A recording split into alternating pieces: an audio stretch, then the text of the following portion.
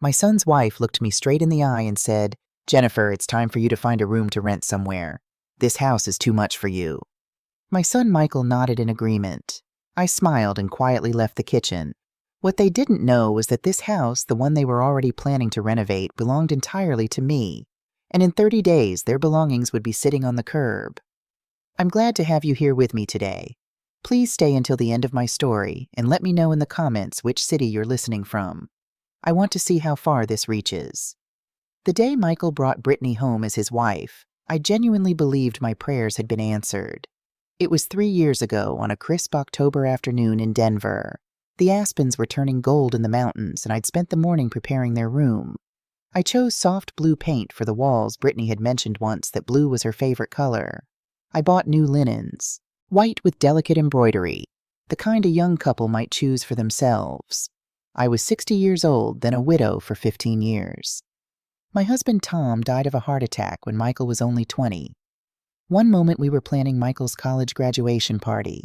The next, I was planning a funeral. Those years after Tom's death had been the hardest of my life. Working 2 jobs as a paralegal to put Michael through business school. Coming home to an empty house. Missing Tom so much it physically hurt. But I survived. More than survived. I built a good life.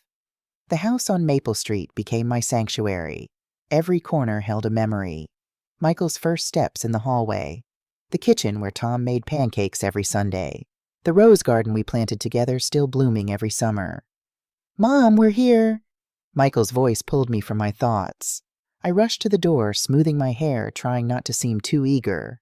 Brittany stepped out of the car first. Tall blonde with that effortless elegance some women just seem to possess.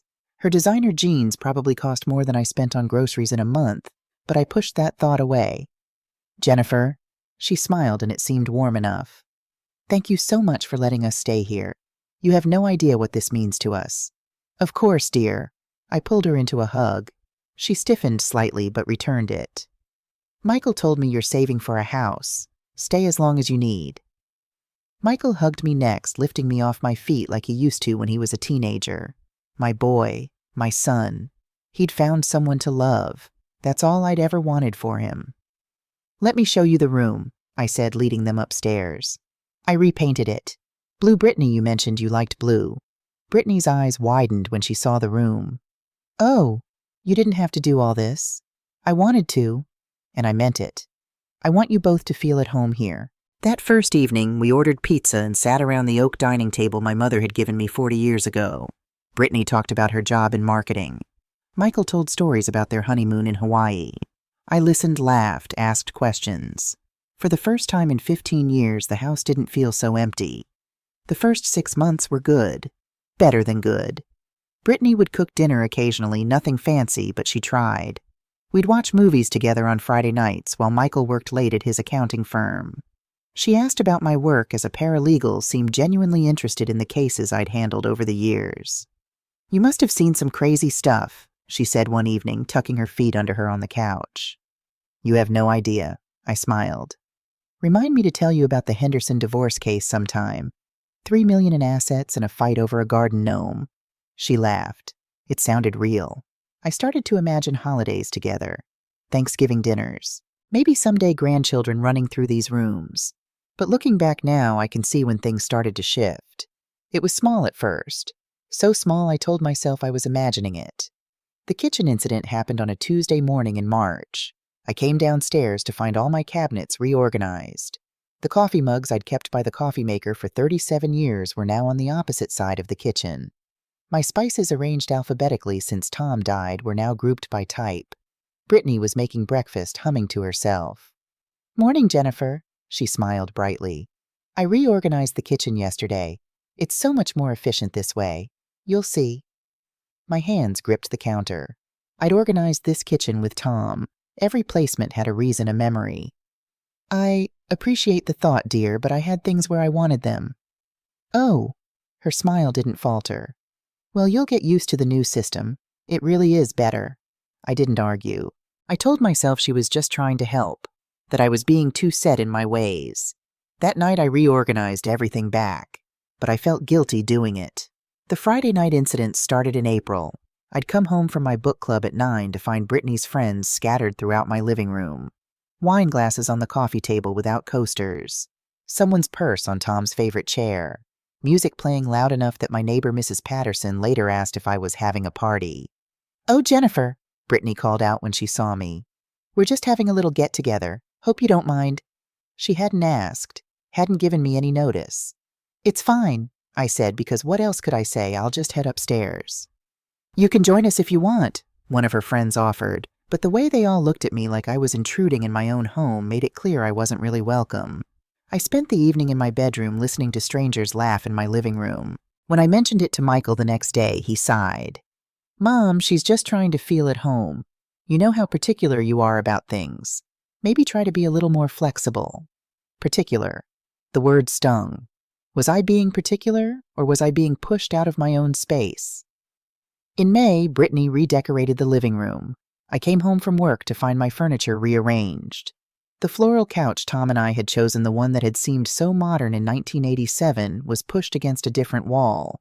She'd added throw pillows in geometric patterns that clashed horribly with the room's character. "What do you think?"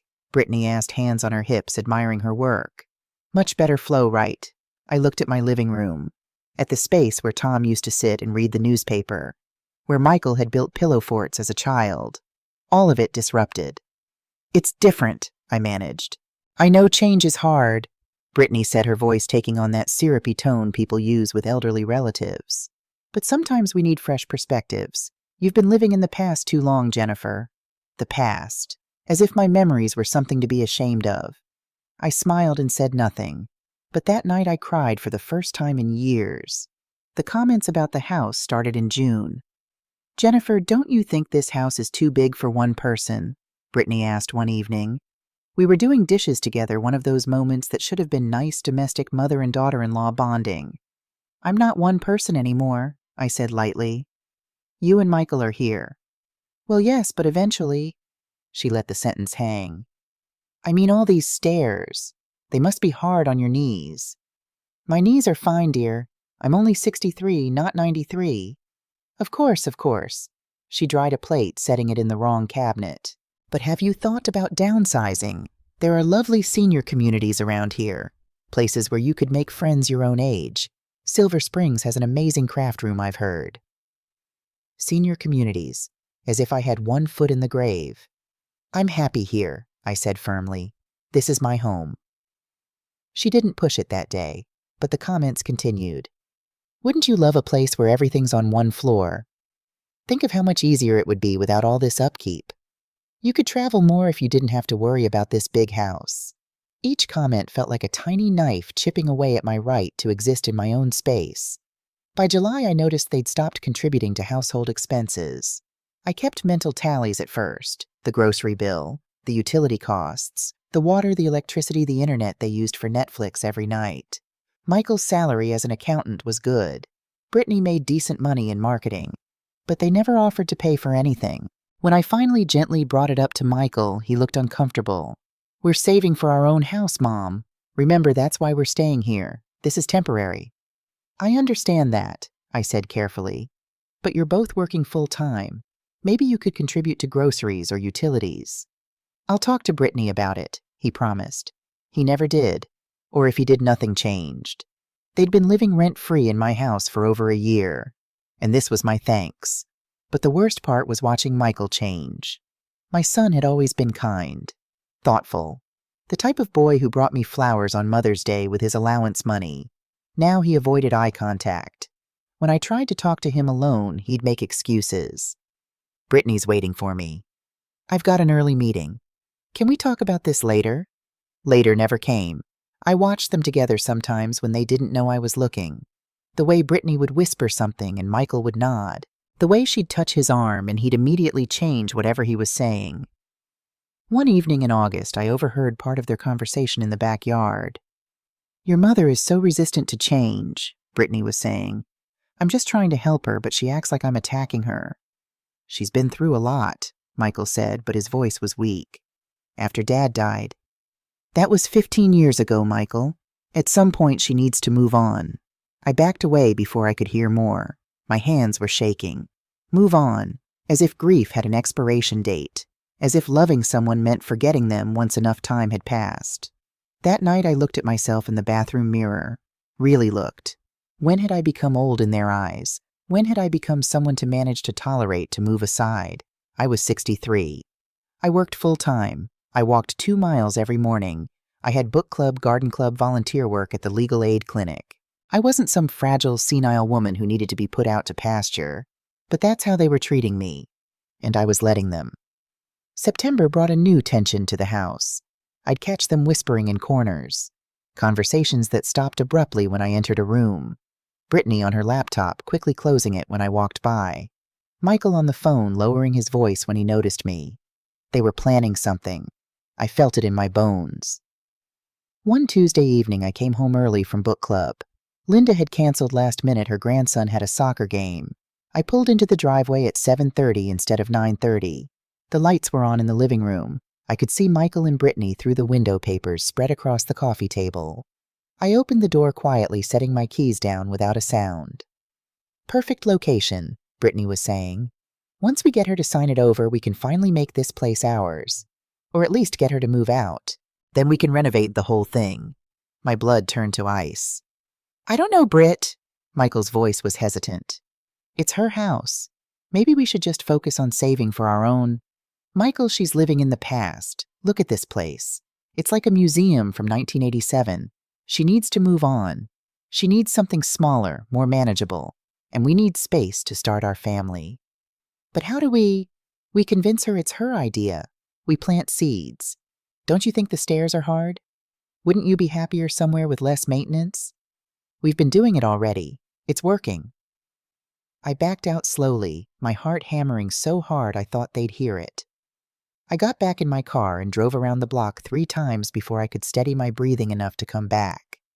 When I entered the house again, loudly this time, calling out, "I'm home," they were sitting on the couch watching TV like nothing had happened.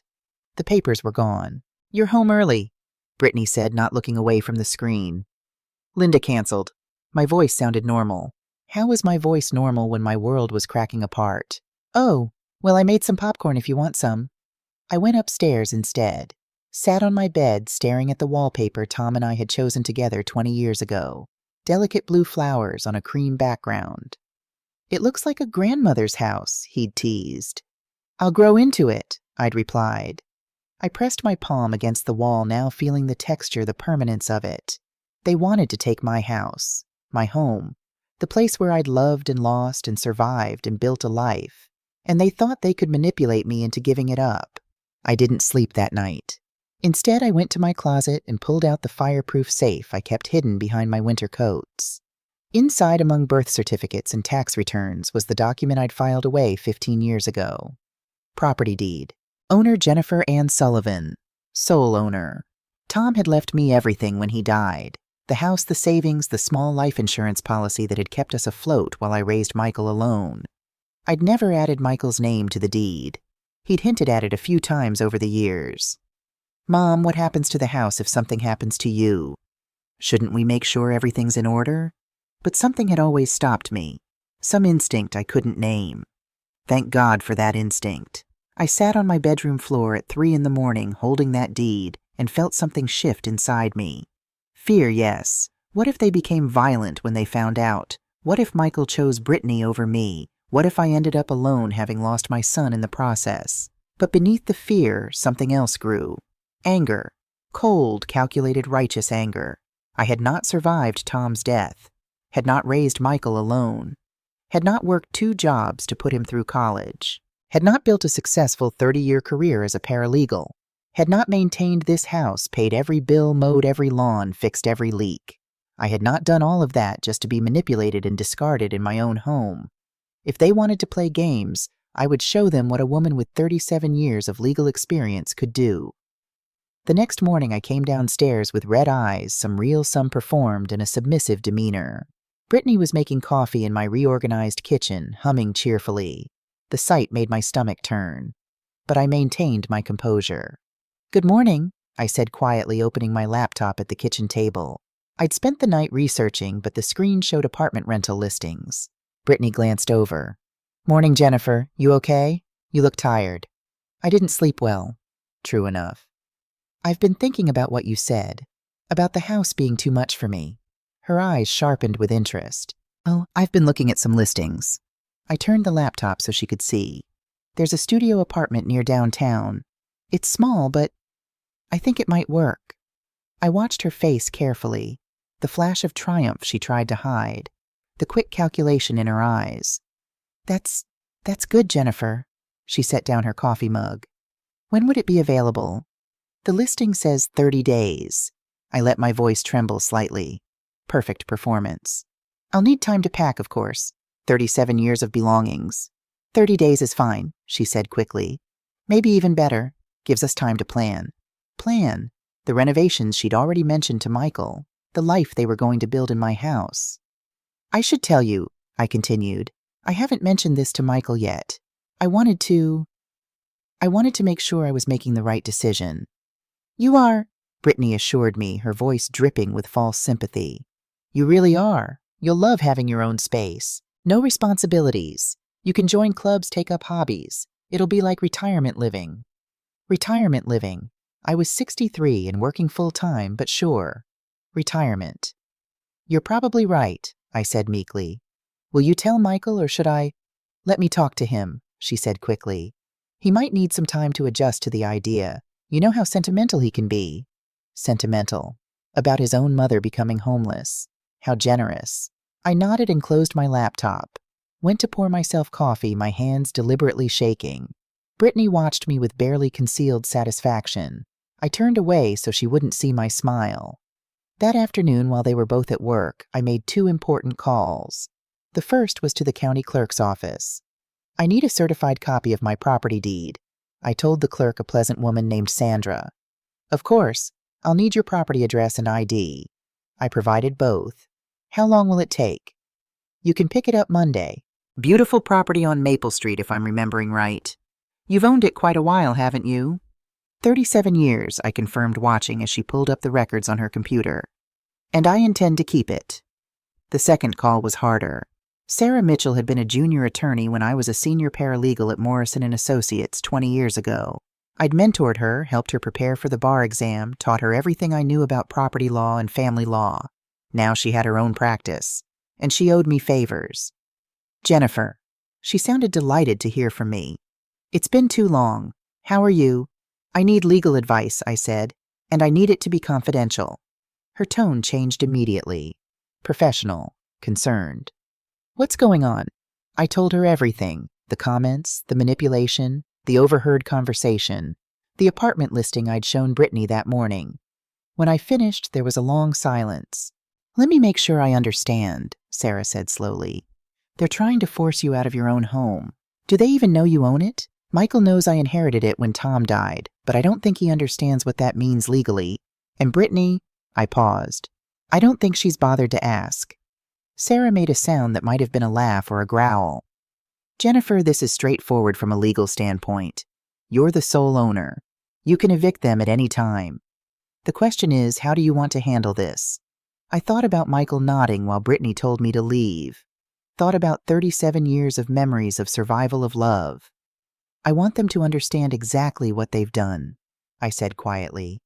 I want them to feel the full weight of their actions, and I want it to be completely legal and unassailable. Then we need to be strategic, Sarah said. I could hear her smile.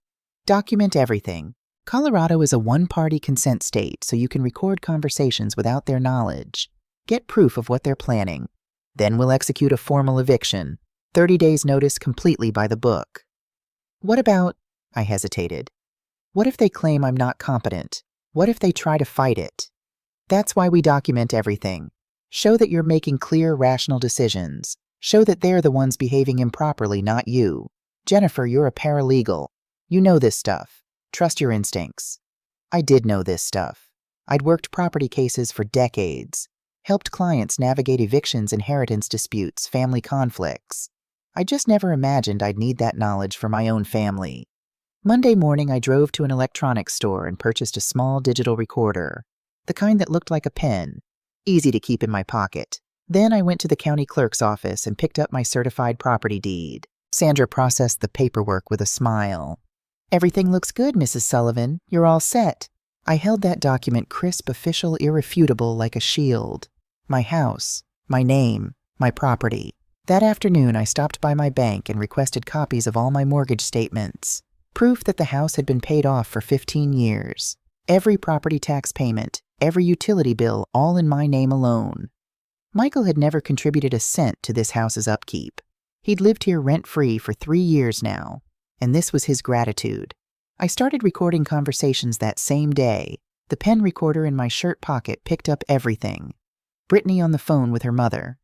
"It's finally happening, Mom. She's looking at apartments. We'll have the house soon." Brittany talking to her friend Amanda. "Once the old lady moves out, we can finally make this place livable. I'm thinking of knocking down the wall between the kitchen and dining room." Michael silent during these conversations, never disagreeing, never defending me. His silence was its own form of betrayal. Wednesday evening, Brittany invited friends over. Again, no warning. I came home from work to find 6 people in my living room, wine bottles on my coffee table, someone's shoes on my couch. I kept the recorder running and went upstairs. Through my bedroom floor, I could hear them clearly.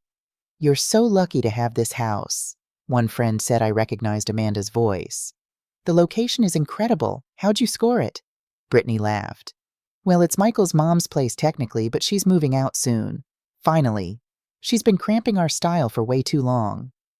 "Wait, isn't this her house, though?" A male voice, uncertain. "Technically, yeah, but she's old, you know. She doesn't need all this space. We convinced her it's time to downsize. Michael's an only child, so eventually it'll be ours anyway. We're just accelerating the timeline." My hands clenched around the recorder, the casual cruelty of it, the entitlement, the way she spoke about me as if I were already dead.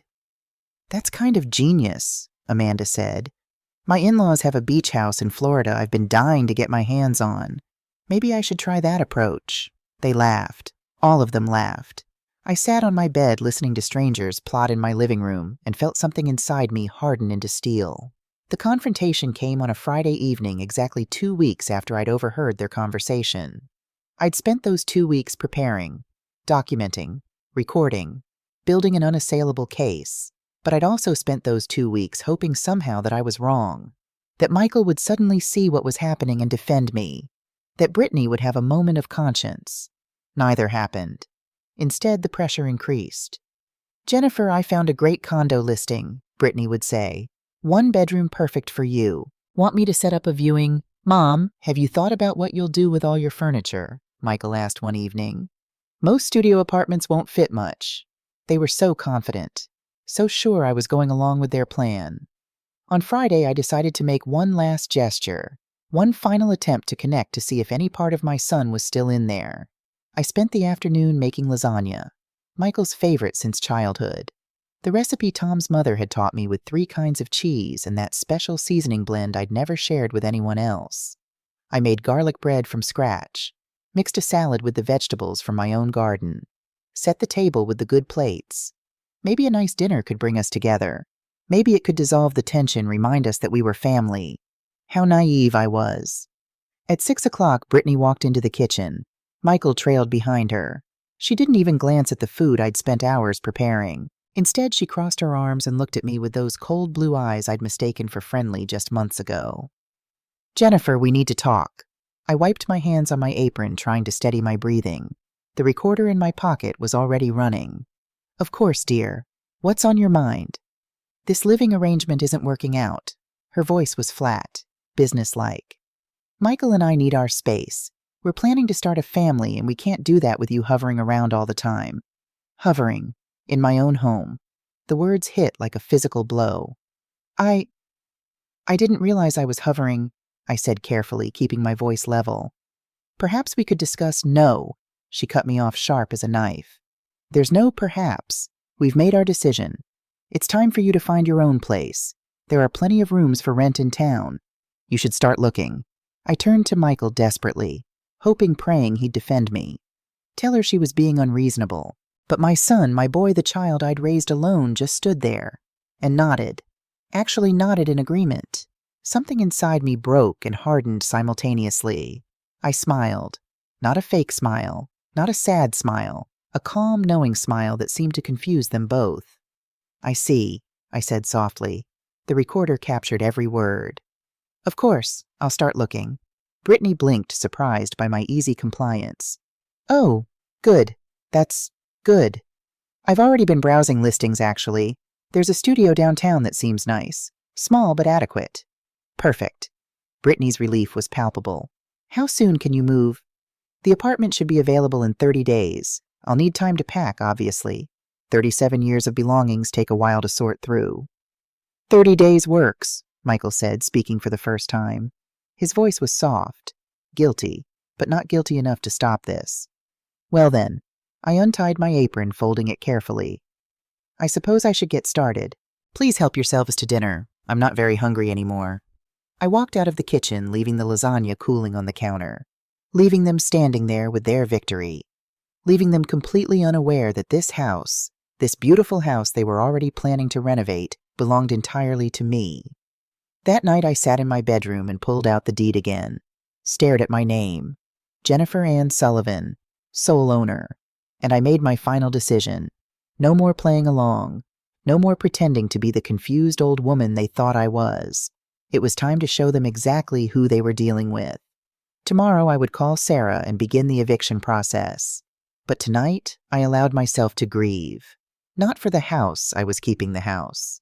I grieved for my son, for the boy who used to bring me dandelions from the yard and call them flowers, for the teenager who'd hugged me tight at Tom's funeral and promised to take care of me. When had he become this stranger who couldn't meet my eyes, who could stand silent while his wife evicted his own mother? I pressed my hand against the wall against the blue flowers Tom and I had chosen together. I'm not giving up without a fight, I whispered to his memory. They have no idea who they're dealing with. The wallpaper seemed to whisper back, show them, and I would. In part 1, I told you how my son Michael and his wife Brittany tried to force me out of my own home. They had no idea I owned the house outright. After overhearing their plans to manipulate me into leaving, I decided to fight back, but I needed to be smart about it. Strategic. Legal. Now let me tell you what happened next. Saturday morning arrived with that peculiar Colorado sunshine that makes everything look deceptively peaceful. I woke at 5:30 like always. My body doesn't sleep in anymore, hasn't for years. Tom used to joke that I ran on some internal alarm clock set to early bird special. But there would be no going back to sleep today. My mind was already racing. I made coffee in the kitchen, I reminded myself, and sat at the table with a yellow legal pad. Old habits from my paralegal days. When faced with a complex case, write it all down. Map it out. Find the weak points and the strong points. At the top of the page I wrote, Objectives 1. Protect my property rights. 2. Ensure legal compliance. 3. Document all evidence. 4. Minimize emotional damage to Michael if possible. 5. Maintain my dignity throughout, then risks. 1. Michael choosing Brittany permanently. 2. Violent reaction when truth revealed. 3. Claims of diminished capacity. 4. Social media campaign against me. 5. Losing my son forever. My hand trembled slightly on that last one. I set down the pen and wrapped both hands around my coffee mug, feeling the warmth seep into my palms. Could I really do this? Could I evict my own son? But then I remembered Brittany's voice. Once we get her to sign it over. Michael's nod of agreement. The casual cruelty of planning to take my home while I stood in the next room. Yes, I could do this. I had to. I picked up the pen again. Action items 1. Meet with Sarah Mitchell. Get legal strategy. 2. Purchase recording device done. 3. Obtain certified property deed done. 4. Gather financial documents proving sole ownership. 5. Document all conversations and threats. 6. Prepare formal eviction notice. 7. Arrange witnesses for eviction delivery.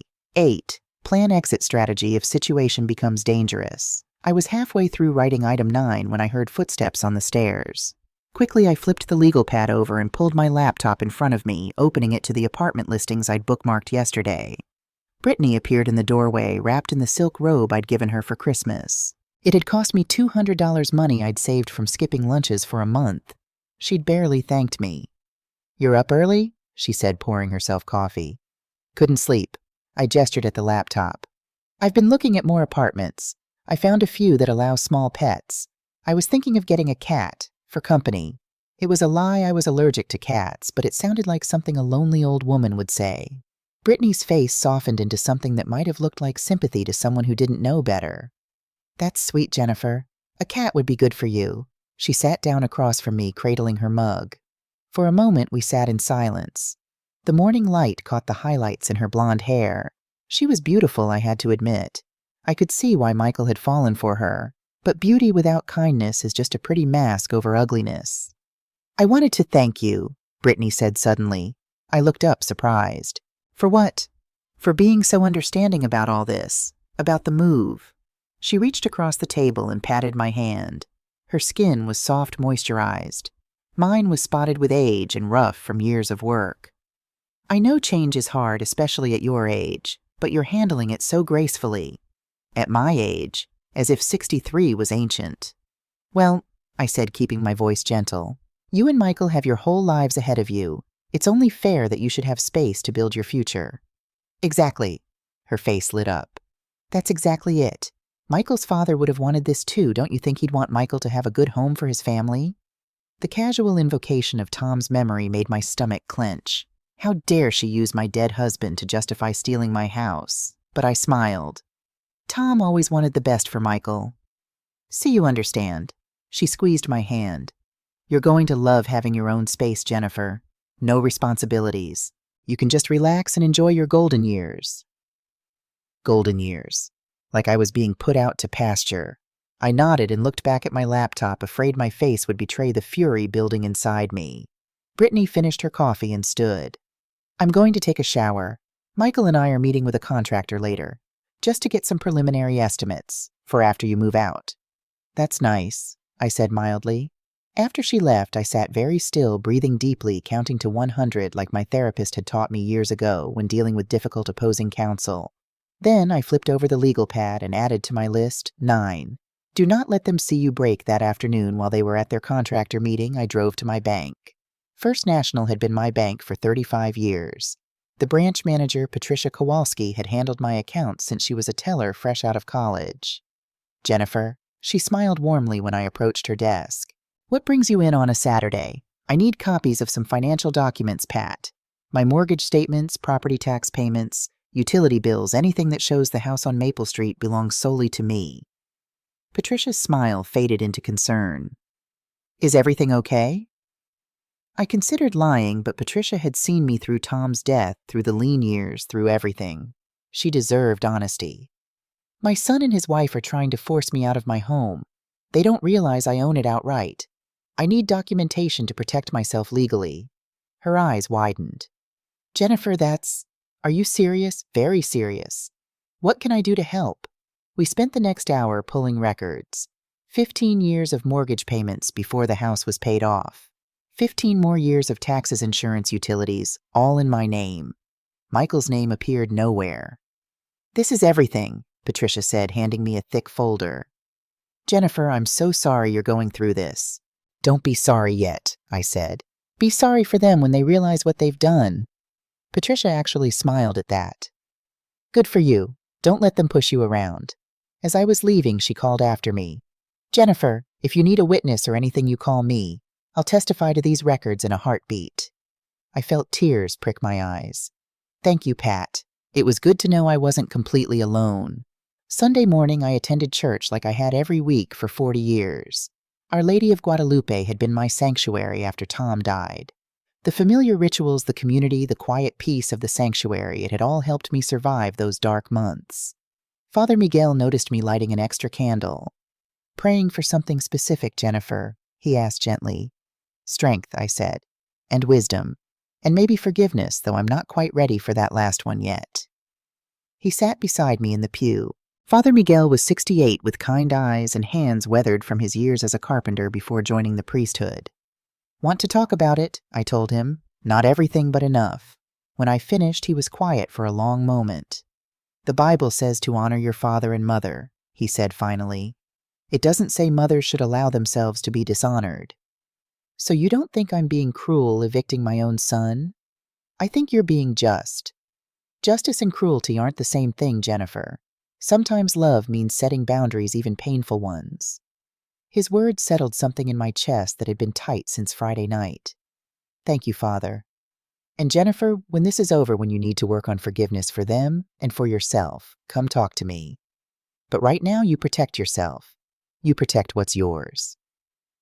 Monday morning, I took a personal day from work. I'd accumulated hundreds of hours of paid time off over the years. I rarely took vacations. But today, I needed to focus. At 9 o'clock sharp, I was in Sarah Mitchell's office. Her practice was in a restored Victorian house in downtown Denver, all hardwood floors and tall windows. Success looked good on her. I felt proud remembering the nervous young attorney she'd been 20 years ago. Jennifer, she stood and hugged me. I've been thinking about your situation all weekend. Good thoughts, I hope. Strategic thoughts. She gestured to a chair. I've drafted a preliminary eviction notice. Colorado law requires 30 days for month-to-month tenancies. Since they're not on a lease and not paying rent, they're essentially tenants at will. She handed me a document. I scanned it, my paralegal training kicking in automatically. This looks solid, I said. But what about their claim that I might not be competent? That's why we need documentation. I want you to record every conversation for the next week. Show that you're making clear, rational decisions. Show that they're the ones behaving inappropriately. I've already started recording. I pulled out the pen recorder and played back some of Brittany's comments about getting me to sign over the house. Sarah's jaw tightened. That's elder financial abuse. Jennifer, you could press charges if you wanted to. I don't want to destroy them, I said quietly. I just want to keep my home. And maybe help Michael see what he's become. Sarah's expression softened. You're a better person than I'd be, but we'll keep that option in reserve. Sometimes the threat of charges is enough to make people back down. We spent the next 2 hours going over strategy. Every detail had to be perfect. No room for them to claim impropriety or emotional distress. One thing concerns me, Sarah said as I was leaving. You mentioned Brittany's friends were at your house last Wednesday. You should document property damage, if any. Take photos. If they're having parties, they might be damaging your home. I hadn't thought of that. I'll check today, I promised. That afternoon, I walked through my house with my phone camera documenting everything. Water rings on my oak coffee table, the one Tom and I had refinished together one summer. A cigarette burn on the arm of the couch. Neither Michael nor Brittany smoked, but apparently their friends did. Scratches on my hardwood floors in the living room where Brittany had moved furniture without felt pads. A crack in the vintage mirror in the hallway. Had that been there before, each photo felt like evidence of disrespect. Of people who didn't value what they'd been given. I was uploading the photos to a cloud backup when my phone rang. Hi, Mom. Michael's voice made my chest ache. Hi, honey. How are you? Good. Listen, Brittany and I were talking. We know this move is hard for you. We wanted to take you out to dinner this week. Kind of a thank you for being so understanding. A thank you for letting them steal my house. That's sweet of you, I said, keeping my voice warm.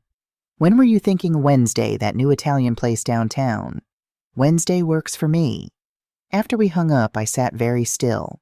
They were going to wine and dine me, make me feel appreciated, all while planning to take everything I had.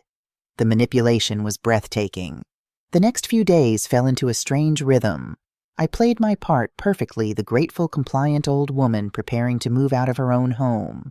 I browsed apartment listings at the kitchen table. I asked Brittany's advice on what furniture would fit in a studio. I even started going through closets as if actually preparing to pack. All the while, the recorder captured everything. Tuesday afternoon, I came home from work early and overheard Brittany on the phone with someone named Madison. I'm telling you, Maddie, it's almost too easy.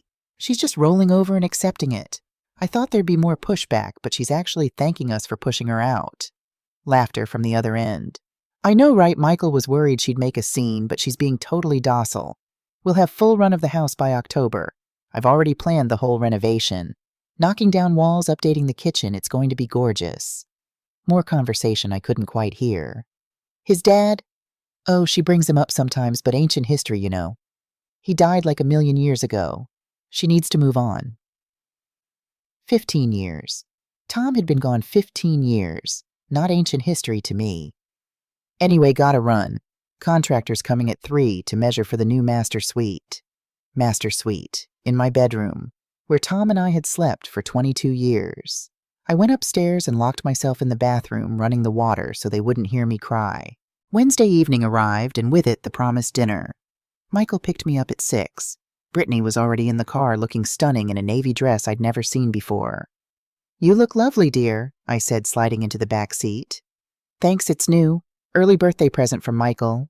I didn't mention that her birthday was 6 months away, or that the dress probably cost more than my weekly grocery budget. The restaurant was beautiful. White tablecloths, soft lighting, the kind of place Tom used to take me for anniversaries. They ordered expensive wine. I stuck with water. I needed my wits about me. "Mom, we want you to know how much we appreciate you," Michael said, raising his glass. "This can't be easy making such a big change, but we think it's going to be great for you." "To new beginnings," Brittany added. We clinked glasses.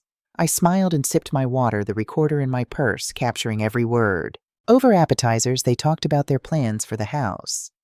"We're thinking of converting your sewing room into a nursery," Brittany said. "Soft yellow, gender neutral. What do you think my sewing room, where I'd made Michael's Halloween costumes every year, where I'd altered my wedding dress and then shortened it for my 25th anniversary dinner with Tom?" "That sounds lovely," I said. "And the rose garden," Michael added. "We might put in a deck there instead. More practical for entertaining." Tom's roses, the ones he'd planted the year before he died, telling me they'd bloom long after he was gone. They would, but not for Michael.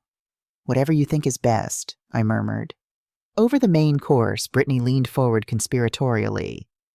"Jennifer, I have to ask, what made you decide to make the move, to finally agree that it was time?" I looked at her carefully. She was fishing, wanting to hear that her manipulation had worked. "You were right," I said softly. "The house is too big for one person, and you and Michael deserve to have your own space to build your life." "But you seemed so attached to it," she pressed. "All those memories of Michael's dad and everything." "Tom would have wanted me to do what's best for Michael," I said. It was true, actually. Tom had always put Michael first, but he wouldn't have wanted this. Brittany sat back, satisfied. "That's beautiful, Jennifer. Really beautiful. Tom sounds like he was a wonderful man." "He was," I agreed. "He taught me a lot about standing up for what's right, about not letting people take advantage of your kindness." Something flickered in Brittany's eyes, but she recovered quickly. "Of course. Well, we promised to take good care of the house. It'll still be in the family." The family. Their family. Not mine. Dessert arrived tiramisu for them, nothing for me. I'd lost my appetite hours ago. "There's one thing we wanted to discuss," Michael said, looking uncomfortable. "The furniture. Obviously, you can't take everything to a studio apartment. What were you planning to do with it?" "Ah, here it was. They wanted my furniture too." "I haven't decided yet," I said carefully. "Some pieces have sentimental value. The dining table was my mother's. The couch was Tom's favorite." "Right, but—" Brittany glanced at Michael. "Those are pretty outdated. We were hoping to redecorate with a more modern aesthetic. Maybe you could donate most of it, or we could arrange an estate sale." Estate sale, like I was already dead. "Let me think about it," I said. They exchanged a look that clearly said we'll push harder later. The bill came. $243 for dinner. Michael paid without blinking. The same man who'd claimed he couldn't contribute to groceries because they were saving for a house. "Thank you for a lovely evening," I said as we got back in the car. "I really appreciate it." "Of course, Mom. We love you." The words felt hollow, or maybe I just couldn't hear them anymore over the sound of my heart breaking. Thursday morning, I woke to find an email from Michael. Subject: moving timeline. "Mom, just wanted to touch base about the logistics of your move. Brittany and I are happy to help you pack and move. We've also been researching senior moving services if you'd prefer professional help. Also, we wanted to give you a heads up. We've put down a deposit with a contractor to start work on November 1st. So ideally, if you could be fully moved out by October 30th, that would be perfect. We know the apartment isn't available until October 15th, but maybe you could stay with Aunt Pat in Phoenix for a couple weeks. Let us know what you need from us. Love, Michael." I read it 3 times, my coffee growing cold. They'd already hired a contractor. Already planned to start demolition the day after I moved out. They were so confident. So certain I'd comply. I forwarded the email to Sarah with a single line. "More evidence." Her response came within minutes. "Perfect. Keep collecting. We serve papers Monday." Friday evening, Brittany invited her mother over for dinner. Eleanor Hayes was a sharp-eyed woman in her late 50s who'd never particularly liked me. The feeling was mutual. "Jennifer," she greeted me with air kisses. "I hear you're making a big move. How exciting." "Yes, I'm looking forward to it." I lied. Over dinner, which Brittany cooked in my kitchen using my groceries, Eleanor held court about the wisdom of downsizing in your golden years. "My friend Marcia moved into a wonderful senior community in Boulder," she said. "They have bingo every Thursday and bus trips to the casino. You should look into it, Jennifer." Bingo and casinos. Because that's all old people want, apparently. "I'll keep that in mind," I said pleasantly. "And really, this house is far too much for one person to maintain," Eleanor continued. "The yard alone must be exhausting. I'd mowed that yard every week for 15 years. Weeded the flower beds, pruned the roses. It wasn't exhausting, it was meditative." "It can be challenging," I agreed. "Well, you won't have to worry about that anymore. And Brittany and Michael will take such good care of this place. Won't you, honey?" "Absolutely, Mom. We already have so many ideas." They spent the next hour discussing those ideas, knocking down walls, updating fixtures, replacing outdated elements. Every word felt like a knife. But I smiled and nodded and cleared the dishes when dinner was over. In the kitchen, Eleanor cornered me. "I have to say, Jennifer, I'm impressed. When Brittany first told me about this arrangement, I thought you'd make a fuss, but you're being very mature about it." "Why would I make a fuss?" I asked, loading the dishwasher. "Well, some women your age can be very territorial, very resistant to change, but you're seeing the bigger picture.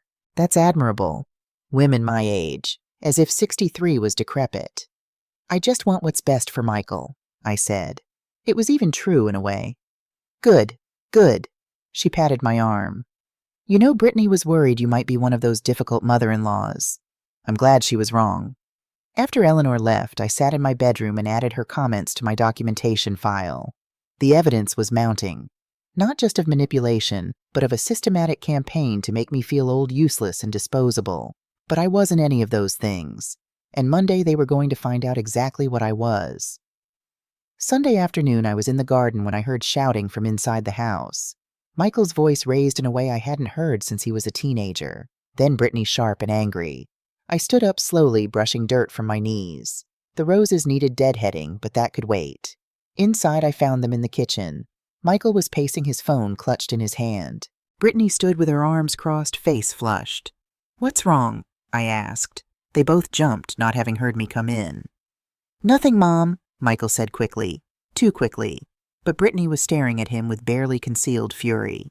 "Tell her," she said. "Brittany, tell her." Michael ran his hand through his hair, a gesture he'd had since childhood when he was stressed. "I was just on the phone with our homeowner's insurance," he said. "They needed to update our policy and they asked for—" He trailed off. "Asked for what?" I prompted, though my pulse was already racing. "The property owner's information," he finished quietly. "Mom, the house is still in your name, just your name." There it was, the moment of truth arriving earlier than I'd planned. "Yes, Michael," I said calmly, moving to the sink to wash my hands. "It is." Silence fell like a stone. "But I thought—" He stopped, started again. "When Dad died, didn't he leave it to both of us?" I dried my hands slowly, deliberately, turned to face them both. "Your father left everything to me, Michael, as spouses typically do. I've maintained, paid for, and cared for this house alone for 15 years. Brittany's face had gone pale, then red. "You never told us." "You never asked," I replied evenly. "You seem to have made a lot of assumptions." "Assumptions?" Her voice rose. "You let us think, you let us plan. Michael said the house would be his someday." I looked at my son. "Did I say that Michael ever, or did you assume—" He opened his mouth, closed it. I thought— You thought," I agreed. "But I never promised. This house is mine, Michael. Solely mine."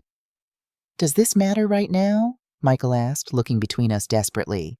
"Mom's moving out anyway, so eventually—" "Eventually," Brittany spun on him. "Eventually, Michael, we hired a contractor. We put down a $5,000 deposit. We've been planning renovations for a house we don't even own. $5,000. They'd spent $5,000 on plans for my house." "You should have checked ownership before spending money," I said quietly. Brittany's eyes narrowed. This is about control, isn't it? You're playing some kind of game. I'm not playing anything, Brittany. I'm living in my own home. But you agreed to move. Her voice was shrill now. You said you were looking at apartments. I said I was looking. I never said I was going. Understanding dawned in her eyes, followed immediately by rage. You've been lying to us. No, I corrected. I've been listening to you, documenting your plans to manipulate me out of my own home. There's a difference. Michael's face had gone gray. Mom, what are you saying? I'm saying that I heard you 2 weeks ago planning to convince me to sign over the house. I heard you discussing how to manipulate me, and I decided to see how far you'd go. You were spying on us. Brittany's voice dripped with outrage. In my own home, no, Brittany. I was existing in my space while you plotted to take it. She looked at Michael. Did you know about this? No, Mom, I swear I didn't. He turned to me. Why didn't you just tell us? Why this whole charade? Because I needed to know Michael. I needed to know if you'd really stand there and watch your wife throw your mother out. I needed to know if you'd become the kind of man who nods along while someone he claims to love is being manipulated. The words hung in the air like smoke. I didn't, Michael started. That's exactly what happened, I said. Friday night when Brittany told me to find a room to rent, you nodded. You agreed. You said maybe it would be better for everyone. Do you remember? His silence was answer enough. Brittany's shock was transforming into cold calculation. I could see it in her eyes, the same look she got when working out a problem. Fine, she said. Fine, the house is yours, we get it. But we've been living here for 3 years rent-free, helping you, keeping you company. That has to count for something. Helping me? I almost laughed. Brittany, you reorganized my kitchen without asking. You redecorated my living room. You invited strangers into my home without notice. You never paid for groceries or utilities. How exactly was that helping me? We were making it feel like home. It was already my home. You were making it feel like yours. Michael stepped between us. Okay, everyone, let's calm down. We can work this out. Work out what? Brittany demanded. Your mother just admitted she's been lying to us for weeks. I admitted I was observing you, seeing if you do the right thing. You didn't. What did you expect? You should have just told us the house was yours. Why? I asked. So you could adjust your manipulation tactics, come up with a different strategy. That's not... She stopped, seemed to regroup. Michael, say something. Michael looked at me with something like desperation. Mom, please, can we just talk about this rationally? All 3 of us sitting down discussing this like adults. I'm happy to discuss it, Michael, but first I want to hear you say it. Do you think I should give up my home? Do you think I'm too old, too useless, too much of a burden to live in the house I've owned for 37 years? I never said that. You nodded when Brittany said it. You agreed when she told me to leave. What's the difference? Tears filled his eyes. I was trying to keep the peace. Brittany thought it would be better for you. Better for me. My voice rose despite my best efforts. Being forced out of my home is better for me. Having a studio apartment instead of the house your father and I built a life in is better for me. She didn't mean... She meant exactly that. And you let her. Brittany grabbed Michael's arm. I need to talk to you. Alone. Now. They left the kitchen. I heard their footsteps pound up the stairs. The bedroom door slam. I stood at the sink, hands gripping the counter, and listened to them argue. Their voices carried through the old house's thin floors. Your mother has been playing us. No, Britt. I think we were playing her and she caught on. Don't you dare take her side. I'm not taking anyone's side. I'm trying to figure out what the hell just happened. What happened is your mother is a manipulative... Don't finish that sentence. Silence. Then Brittany's voice lower, but still audible. We need to figure out what to do. We can't just stay here now. Not after this. Where would we go? I don't know, but I'm not living under her roof anymore. Not when she's been lying to us this whole time. She wasn't lying.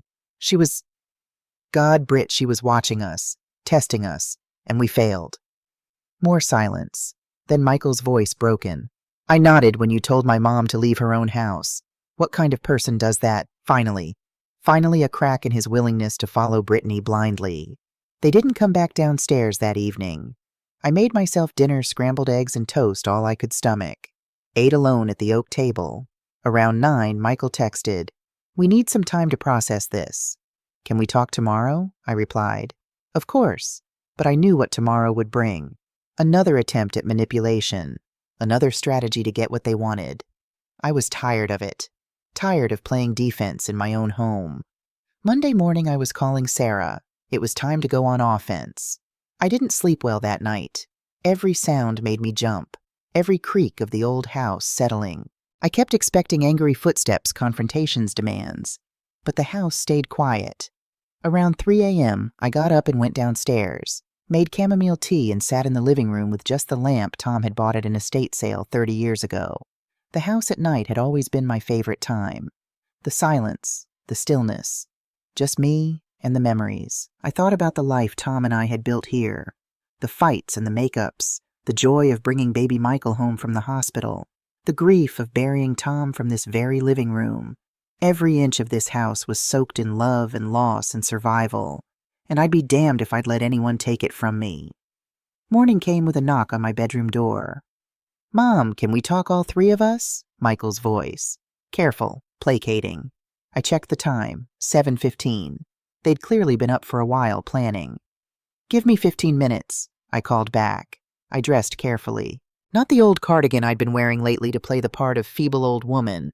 Instead, a crisp white blouse and navy slacks. The outfit I used to wear to court when I was working. Armor. When I came downstairs, they were waiting in the dining room. The table was set for 3. Coffee brewing. Bagels on a plate. It was designed to look domestic. Peaceful. Let's all be reasonable adults.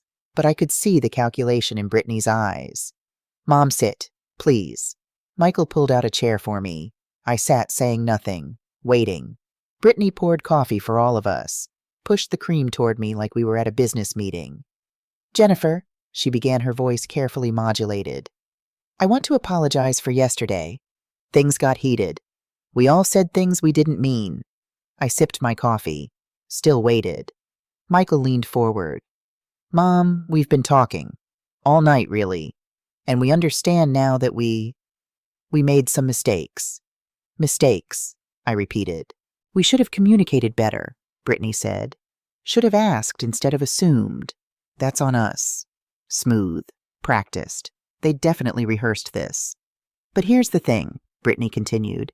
"We can't change the past. We can only move forward, and we think there's a way to do that that benefits everyone." Here it came. "We want to buy the house from you," Michael said. I set down my coffee cup carefully. "Buy it." "Yes. We'd offer you a fair price. Above market value, actually." He slid a piece of paper across the table. "We're thinking $850,000. I looked at the number. They'd done their research. The house was worth about $900,000 in the current market. But after realtor fees and taxes, I'd net about $850,000 if I sold it traditionally. They were offering me what looked like a good deal, except... "How would you finance that?" I asked. They exchanged a glance. "We've spoken to Brittany's parents," Michael said. "They're willing to help with the down payment, and with both our incomes, we can qualify for the mortgage." Brittany's parents. Eleanor Hayes, who'd spent Friday night discussing how I was too old for this house. "So you'd take out a mortgage to buy my house," I said slowly, "and I'd use that money to buy a condo somewhere. Is that the plan?" "Exactly," Brittany smiled. "You'd have money left over, too, for travel hobbies, whatever you want. It's a fresh start, Jennifer, for all of us. And the contractor you hired, the $5,000 deposit." Michael winced. "We'd continue with those plans. It's already paid for, and honestly, Mom, the house does need updating." "I see." I let the silence stretch, watched them shift uncomfortably. "What do you think?" Brittany finally asked. "I think," I said carefully, "that you've put a lot of thought into this." "We have," Michael agreed eagerly. "Mom, this way everyone wins. You get a comfortable retirement fund. We get a home for our future family. No hard feelings." No hard feelings, after they'd spent weeks manipulating me, planning to force me out, treating me like a burden. "That's a very generous offer," I said. Relief flooded their faces. "However," I continued, "the answer is no." The relief evaporated. "Mom, Michael started. This is my home, Michael. I don't want to sell it. I don't want a condo. I don't want a fresh start. I want to stay in the house where I raised you, where I buried your father, where I've built my life. But you said you were looking at apartments. Brittany's voice rose. I said I was looking. I never said I would move. You let us think. I let you show me exactly who you are, I interrupted. And you did. You showed me that you're willing to lie, to manipulate, to treat me like an inconvenience. And now you're trying to make it right by buying me off. That's not... Michael looked stricken. Mom, that's not what this is. Then what is it? He opened his mouth, closed it, had no answer. Brittany stood abruptly. Fine, fine. Keep your precious house. But we're not staying here. Not after this. That's your choice to make, I said calmly. And when you're old and sick and need help, don't come crying to us, she spat. When you die alone in this house, remember you chose it over your family. The words were meant to wound, and they did. But I'd learned long ago that truth cuts deeper than threats. Brittany, I said quietly, I'd rather die alone with my dignity intact than live with people who see me as an obstacle to overcome. She stared at me, breathing hard. Michael still sat at the table, his head in his hands. We're leaving, Brittany announced. Today. Michael, go pack. Britt, now Michael. He looked at me one more time. I saw the boy I'd raised in his eyes, the confused, conflicted child who didn't know which way to turn. It's okay, I told him gently. Do what you need to do. He left the room. Brittany followed, but she stopped in the doorway. You're going to regret this, she said. The only thing I regret, I replied, is not standing up for myself sooner. They packed in a fury. I could hear them upstairs slamming drawers, arguing in fierce whispers. I sat in the living room and called Sarah. They're moving out, I told her, on their own. Good, Sarah said. That's actually better than eviction. No legal complications. Jennifer, this is the best outcome. Then why does it hurt so much? Because he's your son, and you love him. But Jennifer, love doesn't mean letting yourself be abused. Father Miguel had said almost the same thing. Around noon, they started carrying boxes to their car. I didn't help, didn't watch. Just stayed in the kitchen, hands wrapped around a mug of tea that had long since gone cold. Michael came in one last time. Mom, He stopped, started again. I'm sorry for all of it. I was weak. I let Brittany. I should have defended you. Yes, I agreed. You should have. Is there any way to fix this? I looked at my son, really looked at him. Not today, I said honestly. Maybe someday. But you need to figure out who you are, Michael. Who you want to be, not who Brittany tells you to be. He nodded, tears in his eyes. I love you, Mom. I love you too. That's why I'm not letting you do this. He left without another word. An hour later, I heard the car start, heard them drive away. And then my house was silent again. I walked through it slowly, room by room. The guest room where they'd slept now empty except for the bed frame. They'd taken the mattress we'd bought together. The bathroom toiletries gone, leaving behind only the soap I kept for guests. The living room, the throw pillows Brittany had bought, now missing. In the kitchen, I found a note. We took the coffee maker since we bought it. Also the dishes we purchased. Hope that's okay. The coffee maker Tom had given me for our 10th anniversary was still there. Brittany had taken the Keurig she'd bought herself 6 months ago and never let me use anyway. I almost laughed. Almost. Instead, I sat at the oak table and let myself cry. Not for them, for me. For the family I'd imagined and the reality I'd gotten. For the son who'd chosen his wife's greed over his mother's home. For the 3 years I'd wasted trying to make them happy. But also, and this surprised me, I cried with relief. My house was mine again. Empty, yes. Quiet, yes. Monday morning, I called Sarah again. They're gone, I said. Moved out yesterday. Completely gone. As far as I can tell, their car is gone, most of their stuff is gone. I think they're staying with Brittany's parents. Then you don't need the eviction notice, Sarah said. Crisis averted, legally speaking. I suppose so. How are you feeling? I looked around my quiet kitchen, the morning sun coming through the window Tom had installed, the countertop we'd chosen together, the floor I'd walked on for 37 years. Sad, I admitted, but also free. Give it time, Sarah advised. And Jennifer changed the locks, just in case. Smart advice. That afternoon I called a locksmith. By evening, every lock in the house had been changed. My house, my locks, my life. The rest of the week passed in a strange limbo. I went to work, came home, moved through my routines. But the house felt different. Lighter somehow. Like I could breathe fully for the first time in 3 years. I put Brittany's modern throw pillows in the donation pile. Rearranged my kitchen back the way I liked it. Moved the furniture in the living room to where Tom and I had originally placed it. Reclaimed my space, inch by inch. On Friday, my book club met at my house.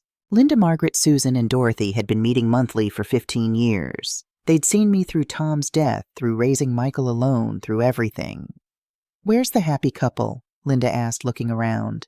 "Gone," I said simply. "They moved out." 4 pairs of eyes widened. "What happened?" Susan asked. I told them. All of it. The manipulation, the overheard conversation, the confrontation. When I finished, there was a moment of stunned silence. Then Margaret said, "Good for you." "Really? I'd been afraid they'd think I was cruel."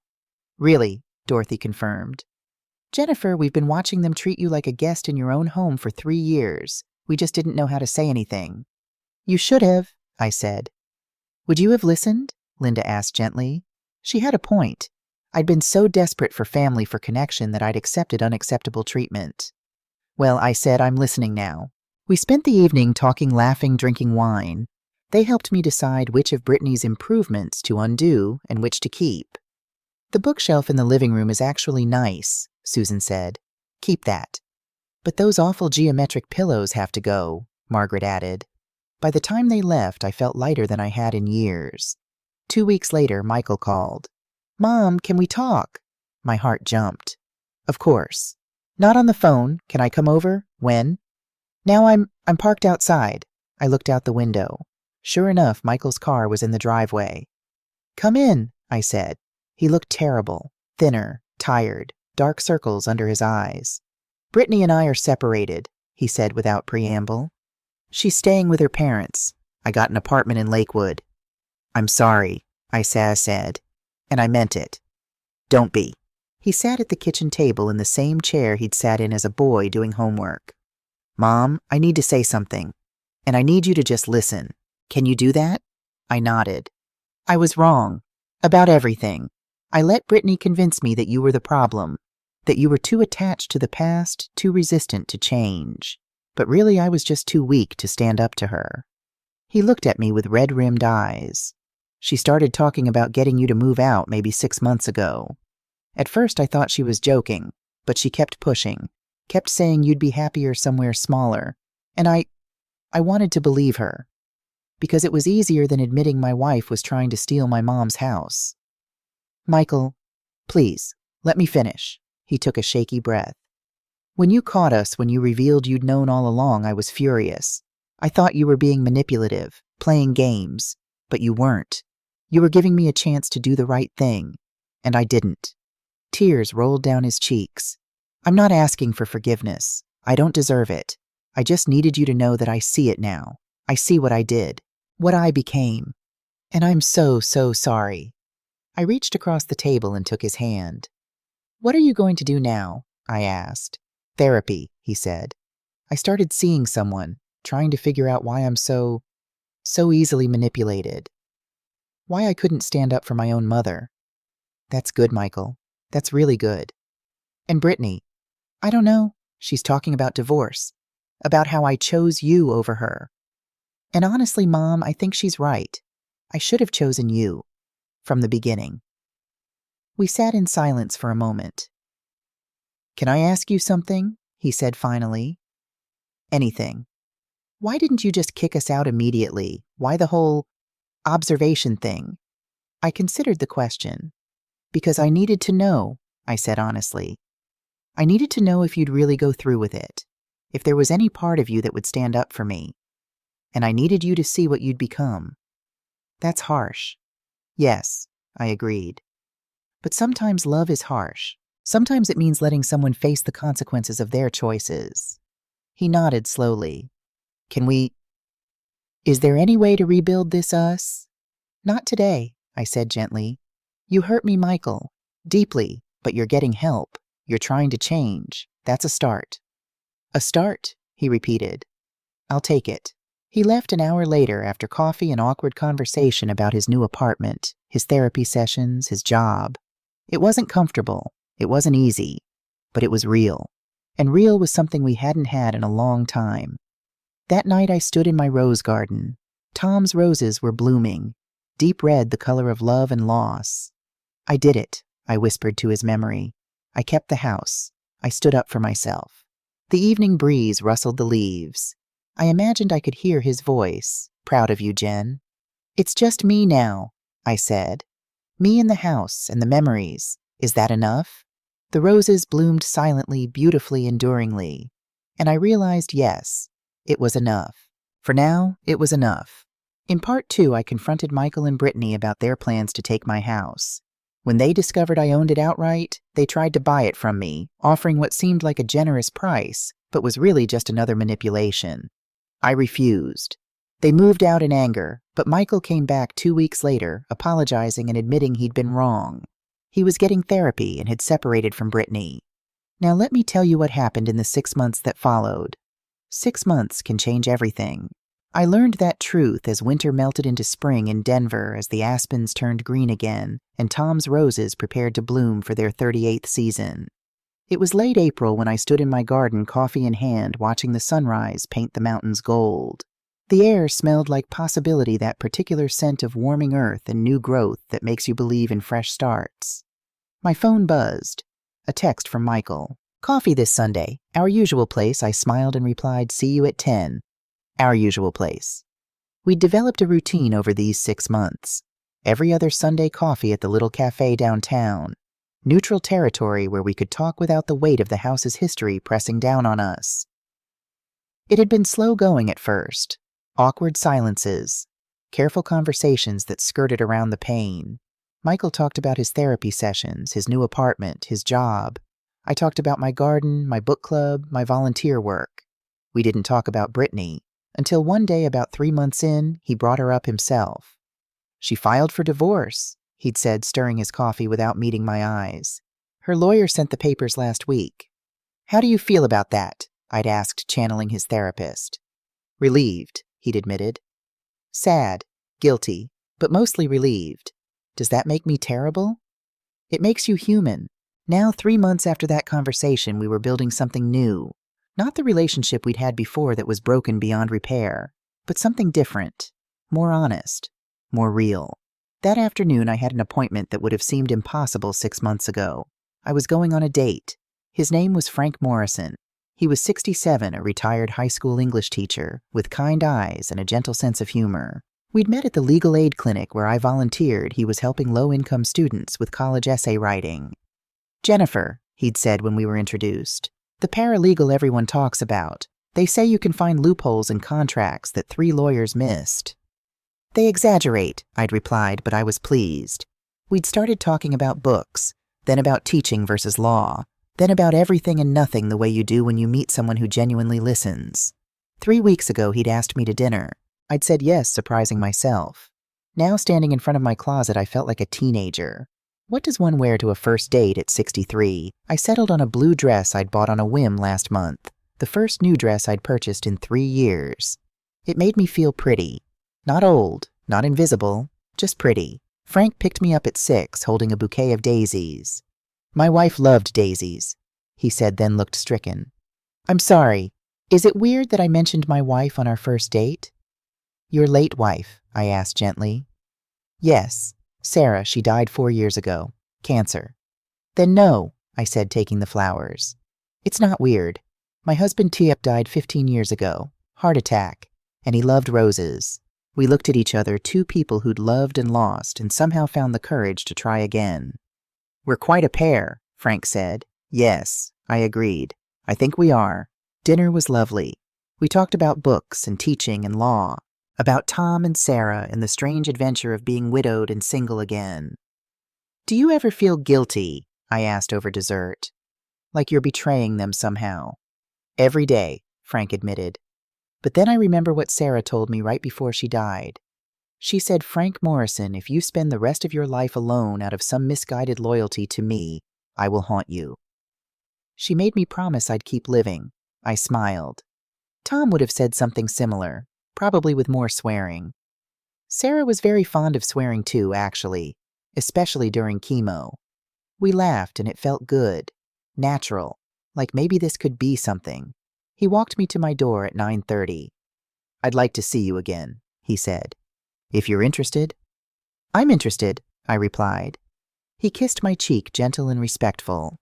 After he left, I sat in my living room, my reclaimed living room, and felt something I hadn't felt in years. Hope. Sunday morning I met Michael at the cafe. He looked different. Better. He'd gained back some of the weight he'd lost, and the dark circles under his eyes had faded. Therapy was working. "Mom, I need to tell you something," he said after we'd ordered. My stomach clenched. "Okay." "I've been going through Brittany's things, stuff she left at the apartment when she moved out." He pulled out his phone, scrolled through, then showed me a photo, credit card statements, collections notices, past due bills. "She had $87,000 in credit card debt," Michael said quietly. I had no idea. She'd been hiding it the entire time we were married. I looked at the numbers on the screen. Cash advances, luxury purchases, designer clothes and expensive dinners and shopping sprees. "Her parents cut her off financially 2 years ago," Michael continued. "She'd maxed out cards they'd co-signed on. They told her she had to learn to live within her means, so she married me." The pieces clicked into place. "She thought you had money," I said slowly. "Because of the house." "Because of you," he corrected. "She thought I'd inherit the house, that we could sell it, pay off her debts, live comfortably. When that didn't happen fast enough, she decided to accelerate the timeline." I sat back absorbing this. "Did you know any of this before?" "No, she was careful. Had a separate bank account for the debt payments. I thought we were saving money, but she was just juggling bills." He laughed bitterly. "I'm an accountant mom. I should have seen it." People in love often don't see what they don't want to see. Is that your way of saying I was an idiot? You weren't an idiot, Michael. You were manipulated by someone who was very good at manipulation. He was quiet for a moment. "Her lawyer called me yesterday. Brittany wants to settle the divorce quickly. She's offering to walk away from everything, no alimony, no division of assets. She just wants it done. Why the rush? I think she's found someone new, someone with money. Her Instagram is full of photos with some guy who drives a Mercedes and wears a Rolex." I thought about Brittany moving from relationship to relationship, always looking for someone to solve her financial problems, always running from her own choices. "Do you feel sorry for her?" I asked. Michael considered. "A little, but mostly I feel sorry for whoever she's with now, because she hasn't changed Mom. She's just found a new mark." "That's very insightful. 6 months of therapy will do that." He smiled, but it was sad. "My therapist asked me something last week. She asked what I was getting out of the relationship with Brittany." "What did you say?" "That Brittany made me feel needed. Important. Like I was rescuing her from something." He met my eyes. "But really, I think I just wanted to be the hero of my own story. And you can't be a hero when your mother is still taking care of herself, still independent, still strong." The observation hit me hard. "Michael, it's true, Mom. Part of me resented that you didn't need me, that you'd survived Dad's death, raised me alone, built a whole life without falling apart. It made me feel unnecessary." "You were never unnecessary," I said firmly. "You're my son. I love you. That has nothing to do with need." I know that now, but at 20, at 30, at 35, I didn't understand it. So when Brittany came along and needed me or pretended to need me, it felt like finally I had a purpose. We sat with that truth between us. "Your therapist is good," I said finally. "She really is. You'd like her, actually. She reminds me of you." After coffee, Michael walked me to my car. "Mom, can I ask you something?" "Anything." "Are you seeing someone, that guy who picked you up last night?" I felt my face flush. "You were watching my house." "No, I was driving by on my way home from the gym. I saw a man at your door with flowers." He grinned. "So who is he?" "His name is Frank. He's a retired teacher. We met at the legal aid clinic." Is it serious? Michael, it's been 3 dates. But you like him. I thought about Frank's gentle humor, his respect for my independence, the way he talked about his late wife without shame or awkwardness. Yes, I admitted. I like him. Michael hugged me tight. Good. You deserve to be happy, Mom. You deserve someone who sees how amazing you are. Coming from my son, those words meant everything. 2 weeks later, on a Tuesday afternoon, I got a call from an unknown number. Jennifer Sullivan, a woman's voice professional and clipped. Speaking. My name is Detective Sarah Reeves with the Denver Police Department. I'm calling about Brittany Hayes. I understand she's your former daughter-in-law. My heart stopped. Is she all right? She's fine physically, but she's been arrested for credit card fraud and identity theft. She listed you as a character reference on some paperwork. I'm calling to verify some information. What? Detective Reeves explained. Brittany had opened credit cards in other people's names, used stolen Social Security numbers, racked up over $200,000 in fraudulent charges. One of the victims was her current boyfriend, the detective said. He discovered she'd opened 3 cards in his name without his knowledge. When he confronted her, she tried to claim he'd given her permission. He pressed charges. I sat down heavily. How can I help? Did Brittany Hayes ever have access to your financial information, Social Security number, credit cards, bank accounts? I thought back to the 3 years she'd lived in my house. Had I been careless with my mail, my documents, possibly, I admitted. She lived with me for 3 years. I can't say for certain she never saw my information. I'd recommend pulling your credit report immediately. Check for any accounts you didn't open. After we hung up, I did exactly that. And there it was. A department store card opened 8 months ago in my name. Balance $4,700. All charges at high-end boutiques. Brittany had stolen my identity. I called Michael immediately.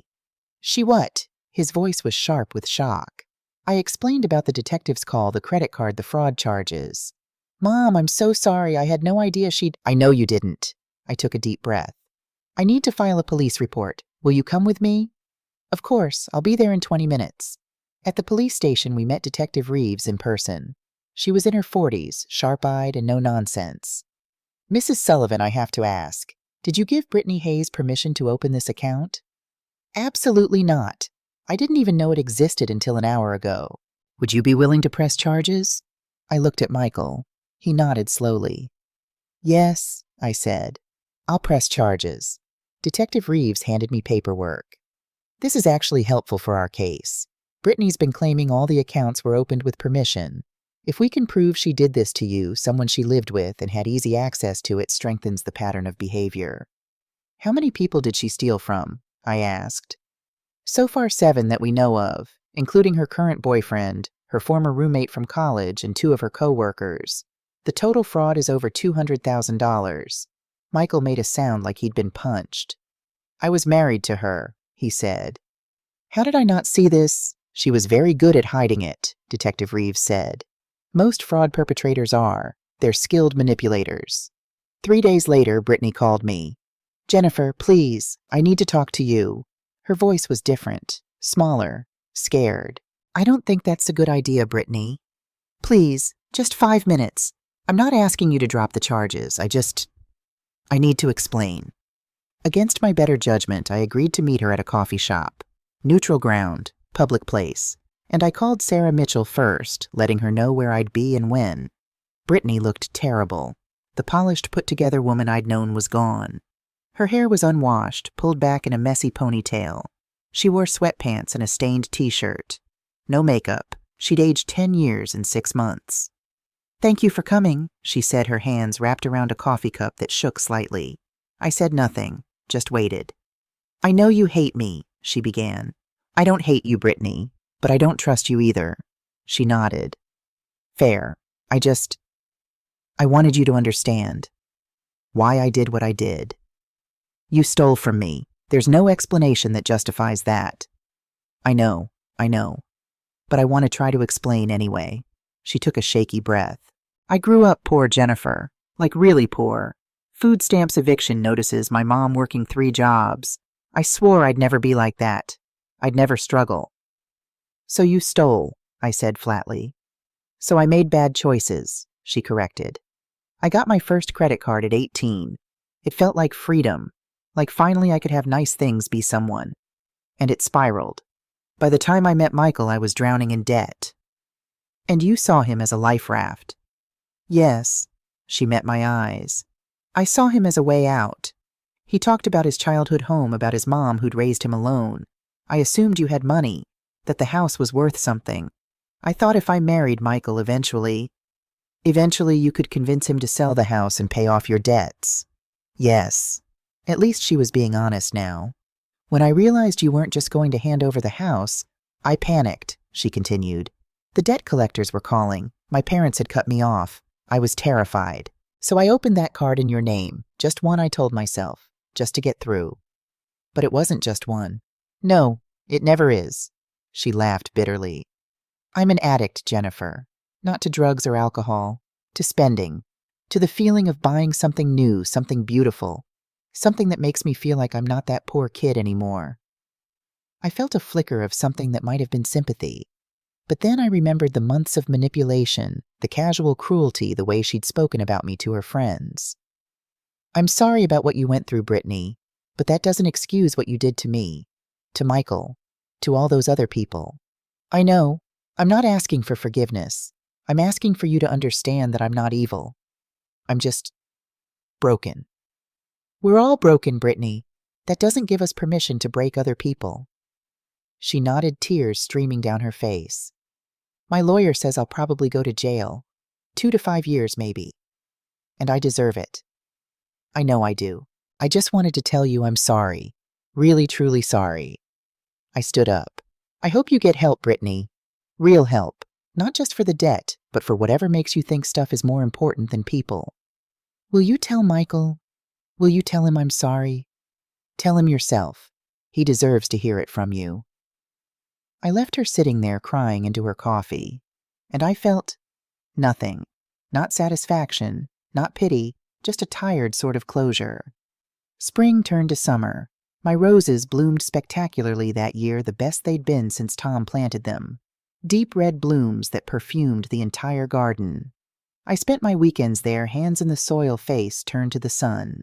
Frank helped, sometimes his teacher's patience perfect for learning the rhythms of pruning and deadheading. Tom would have liked you, I told him one Saturday as we worked together. How do you know? Because you don't mind getting your hands dirty. Because you listen more than you talk. Because you make me laugh. He kissed my forehead, leaving a smudge of dirt. Sarah would have liked you too. She'd appreciate how you don't take any nonsense. We were building something real, slow, steady. No rush, no pressure. Just 2 people who'd loved and lost, learning to love again. Michael came to dinner once a month now. Sometimes he brought his new girlfriend Amanda, a lawyer he'd met through his therapist's recommendation. She was smart, independent, and had her own fully paid-off condo. She doesn't need me to rescue her, Michael had said the first time he brought her. Which is terrifying and wonderful. I liked Amanda immediately. She called Michael on his tendencies to people-please. She had her own opinions and wasn't afraid to voice them. And she treated me with respect, not as an obstacle or a resource, but as Michael's mother. One evening after dinner, Michael and I sat on the back porch while Amanda and Frank did dishes inside. I heard about Brittany's sentencing, I said, 3 years. Yeah, Michael was quiet. Part of me feels bad for her. Part of me is just relieved it's over. Both can be true. She wrote me a letter from jail, apologizing, explaining, asking if we could talk after she gets out. What did you say? Nothing yet. My therapist says I should wait, make sure I'm in a good place before I respond.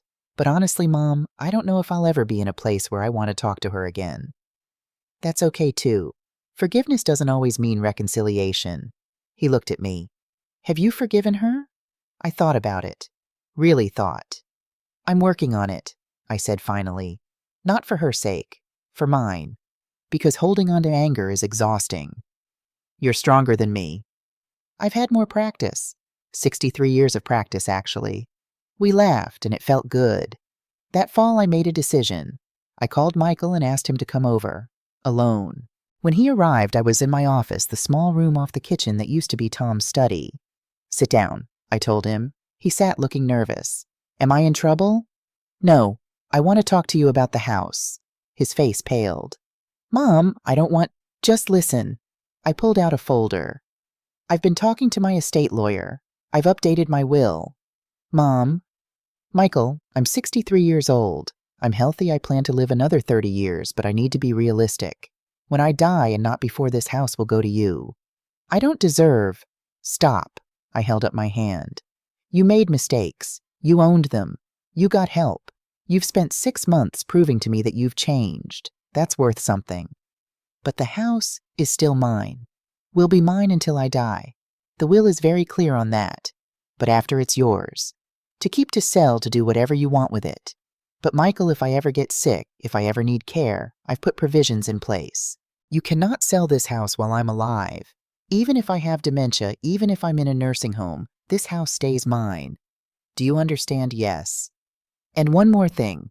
I've also set aside money in a trust for your children, whenever you have them, for their education, because Tom and I always believed in investing in the next generation. Michael's eyes filled with tears. Mom, I don't know what to say. Say you'll never let anyone make you feel like I'm a burden again. Say you'll stand up for yourself and the people you love. Say you'll be the man I raised you to be. I will. I promise I will. We hugged, and it felt like the final piece of healing clicking into place. 2 months later, on a crisp December morning, I got a call from Detective Reeves. Mrs. Sullivan, I wanted to let you know that Brittany Hayes has been ordered to pay restitution to all her victims. You'll be receiving $4,700 plus interest over the next few years as she makes payments.